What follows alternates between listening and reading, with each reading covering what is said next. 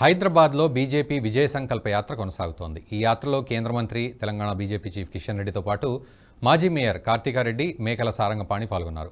సికింద్రాబాద్ అడ్డగుట్టలో ప్రారంభమైన ఈ యాత్ర తార్నాక, సీతాఫల్ మండి, వారాసిగూడ, శ్రీనివాస్ నగర్, బాపూజీ నగర్ మీదుగా ముషీరాబాద్ క్రాస్ రోడ్డు వరకు కొనసాగింది.